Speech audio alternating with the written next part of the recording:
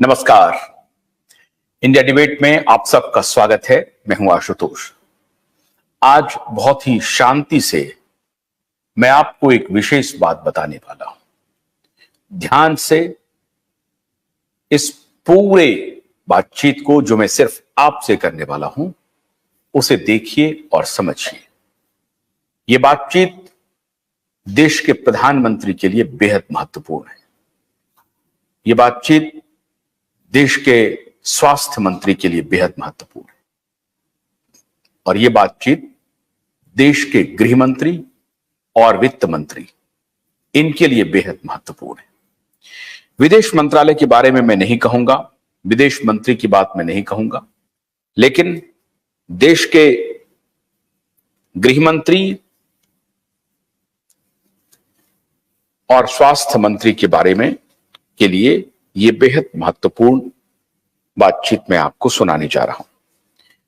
इसके पहले कि मैं आपको कुछ बताऊं, मैं आपको दो वीडियो दिखाना चाहता हूं और ये दोनों वीडियो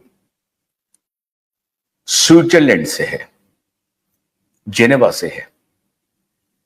जेनेवा में इंटरनेशनल फ्रीडम मूवमेंट को लेकर के एक बहुत बड़ा प्रदर्शन हुआ, डेमोन्स्ट्रेशन हुआ। आप में से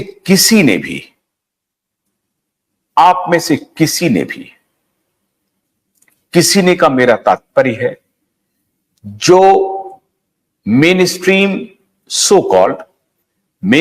सो कॉल्ड मीडिया को देखते रहते हैं, उनके दर्शक हैं।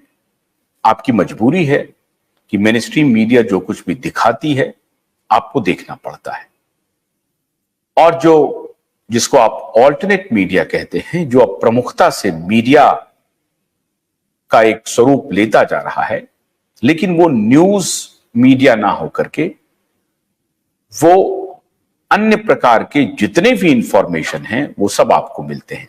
लेकिन न्यूज की भी परिभाषा बदल गई। हर सूचना आपके लिए एक न्यूज है। इसलिए जो कुछ भी आप वीडियो देखते हैं या टेक्स्ट देखते हैं सोशल मीडिया प्लेटफॉर्म पे, वो आपके लिए न्यूज ही होता है। इसीलिए अगर ऑल्टरनेट मीडिया का दर्शक वर्ग बहुत बड़ा है तो इसे भी आप मेन स्ट्रीम मीडिया के रूप में कंसीडर कर सकते हैं। लेकिन इस मेन स्ट्रीम मीडिया की जो सारी कुंजी है वो आपके हाथ में नहीं है। ये मेन स्ट्रीम मीडिया की सारी कुंजी विदेशियों के हाथ में है और आप विदेशियों के हाथ की कठपुतली बन चुके हैं, मजबूर हो चुके हैं, क्योंकि आपने अपना ऐसा कोई बड़ा प्लेटफॉर्म क्रिएट करने की कोशिश नहीं की। आप में वो मादा नहीं है। आपसे मतलब है सरकार से या कोई प्राइवेट प्लेयर से, क्योंकि हमारे जो प्राइवेट प्लेयर हैं वो इंटरनेशनल प्लेयर्स के साथ हैंड इन ग्लोव हैं। वो उनके आका हैं। वो उनको कहते हैं कि आप किस प्लेटफॉर्म पे जाएंगे, आप मैन्युफैक्चरिंग में जाएंगे, टेलीकम्युनिकेशन में जाएंगे, एंटरटेनमेंट में जाएंगे, किस में जाएंगे, ये वो गाइड करते हैं। और उसके बाद हमारे यहाँ के जो बड़े बिजनेसमैन हैं वो इस बात को तय करते हैं कि हमें क्या करना चाहिए। खैर, ये तो हुई मेन स्ट्रीम मीडिया और ऑल्टरनेट मीडिया की बात।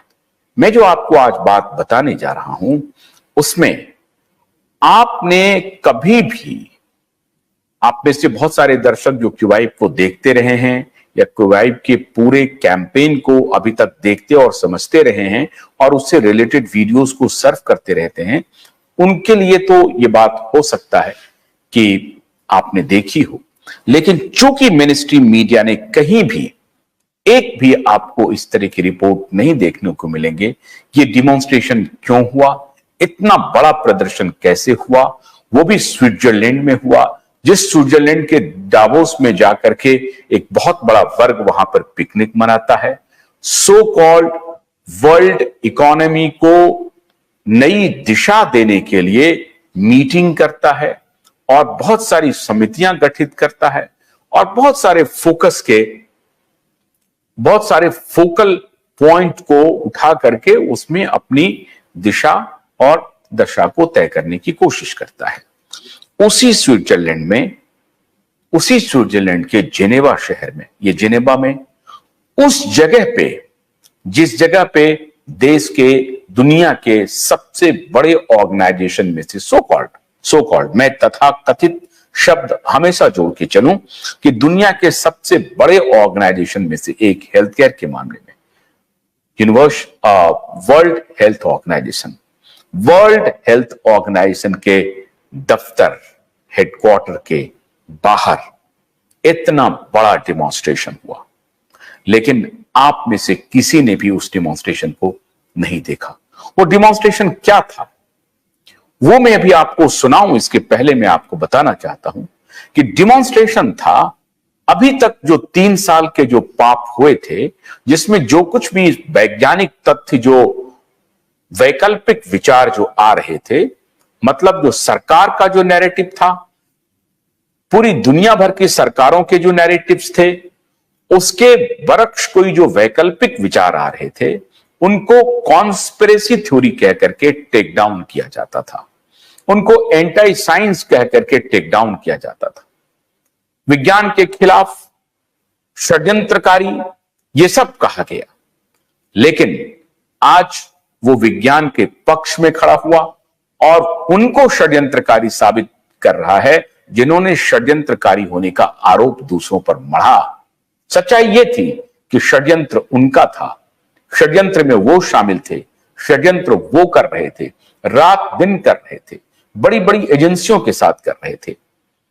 सबसे बड़ी संस्था जो हेल्थ केयर के मामले में आपको राय देती है, उनके साथ ऐसे साइंटिफिक जर्नल्स जिसमें कोई आर्टिकल अगर पब्लिश हो जाए तो वो समझिए कि रूल बन जाता है, ऐसे साइंटिफिक जर्नल्स, सरकार के ऐसे इंस्टीट्यूशंस जो अब तक मोटे तौर पर उनको कहा गया था कि निरपेक्ष एंड फॉर द पीपल काम करने वाली संस्थाएं हैं, उनके साथ, इन सबके साथ जुडिशरी, गवर्नेंस के जो दूसरे स्टेक होल्डर्स हैं, उनके साथ, सबके साथ इन कॉन्स्पिरेटर्स ने एक ऐसा ताना बाना बुना जो पूरी दुनिया को अपने चपेट में लिया और 3 साल तक लगातार अपने चपेट में लेकर के रखा। आज भी जब ये बातें पूरी दुनिया के सामने हैं, पूरी दुनिया अब एक्सपोज हो चुकी है, अमेरिका में कांग्रेसनल हियरिंग चल रही है, फिर भी इनकी हिमाकत देखिए कि भारत में कोई रिपोर्ट नहीं आ रही। प्रधानमंत्री तीसरी बार कार्यभार संभाल रहे हैं, अब उनसे क्या क्या सवाल करने हैं ये मैं अभी आपको बताता हूं। सबसे पहले मैं आपको वो 2 वीडियो दिखाता हूं, पहले दोनों वीडियो देखिए। पहला वीडियो है डेल बैक्ट्री का, जो पत्रकारों से कह रहे हैं। गन्ने की कड़ी बुनियाद, जिसे मराठी में खुडक्या और कुछ उत्तर भारत के क्षेत्रों में खुटकी भी कहा जाता है, उसे केवल भोलानाथ का 2-in-1 बैटरी ऑपरेटेड हार्वेस्टर कम ब्रश कटर आसानी से और बिना रुकावट के काट सकता है।